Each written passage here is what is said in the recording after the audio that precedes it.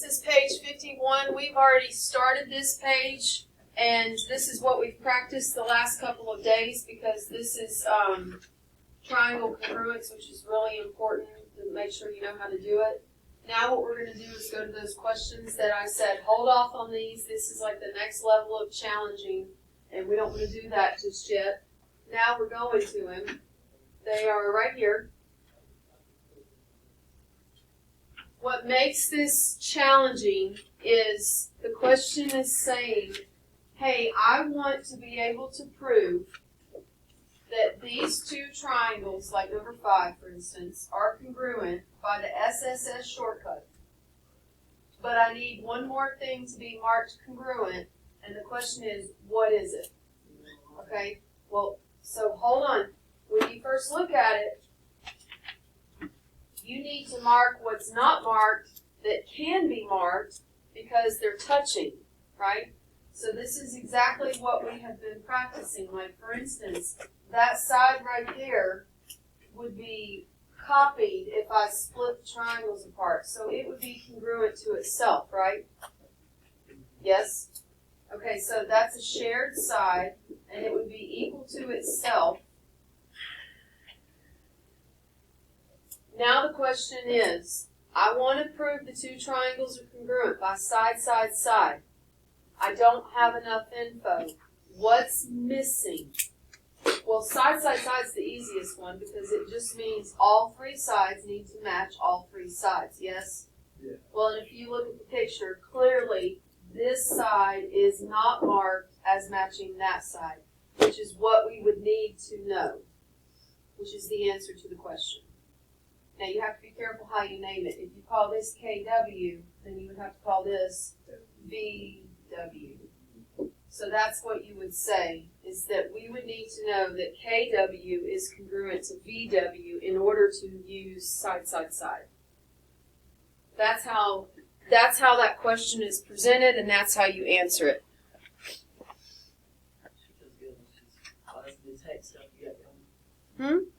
This stuff you're doing. No, it's a slide that I made. It's just easier to answer. I don't have it. Number 6. First of all, they are touching, which means there's probably something there we can mark that's not marked, and what would that be? Vertical angles. There are a pair of vertical angles right here that we can mark. I still want you writing your little reason for why you marked it, because it's coming up in proofs. It's coming up in proofs, which we're starting tomorrow. Okay, so go ahead and start planting that seed of, practicing that habit. All right, this one's a little trickier because it's not just side, side, side. It is angle, angle, side. So you have to be careful here. So look at the order. It's got to be an angle, then the next angle, then the side touching that angle. Okay, so look at what we have. We have one pair of angles for sure. We have one pair of sides for sure. Is the side that's congruent touching the angle that's congruent? Yeah, let me ask it again. Is the side that's congruent touching the angle that's congruent? Well, here's the side. Oh, yes. Here's the side that's congruent, and then there's the angle. Are they touching? Yes. So that means that that is already the A and the S that are touching in the shortcut. So we need the additional angle that is on the outside, like as you were tracing the triangle, go to the angle that's congruent, this one, and then trace around and find the next angle, okay? So here's the angle that's congruent. If I'm tracing around, I don't want to go this way because that's the side that's congruent. I want to go this way. It would be angle U. Then come over here. There's the side. There's the angle. So as I'm tracing, it would be angle D. So angle U needs to be congruent to angle D in order for me to say the shortcut is AAS. AAS is probably the hardest one. If I had to say one of them is more challenging than the other, it would be the angle side one. Because the others are like symmetrical. You know what I mean? All right, look at this one. HL. Okay, well remember with HL, you've got to have three things. You have to know it's a right triangle. You have to have a congruent hypotenuse. And you have to have a congruent leg. Right? Do we already know that we have two right triangles? Yes. Because I definitely see the right angles. Okay, is there something not marked that can be marked? There is a shared side right here.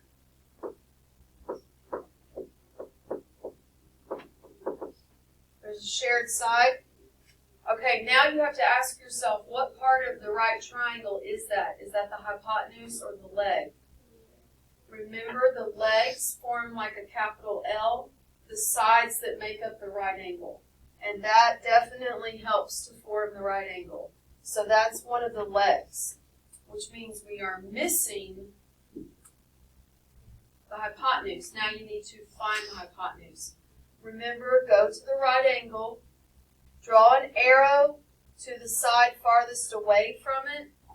That's the hypotenuse. So we need to know side QR is congruent to what? Now if I call it QR, I have to call this XS.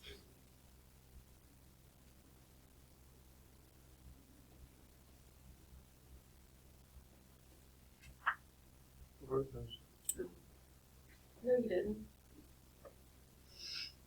You have to be specific. Oh, five. All right, number 8. Oh, I think you could something. Number 8 says ASA. They are touching, so what's not marked that can be? There's a pair of vertical angles right here. You can abbreviate if you want, vert angles.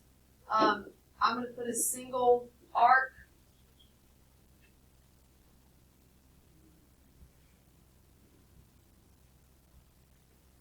The shortcut is ASA. What is already marked in my picture? You've already got both angles, right?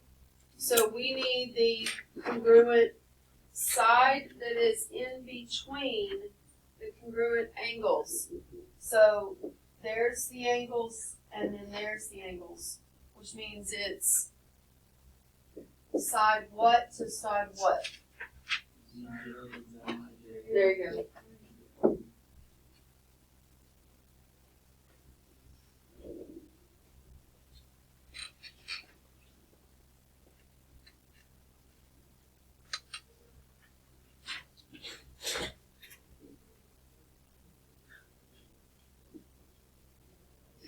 Now go to the back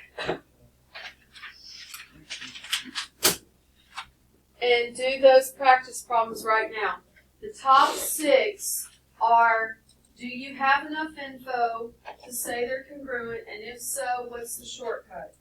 The bottom 6 is the stuff we just did, where it's asking you to state what additional info needs to be marked.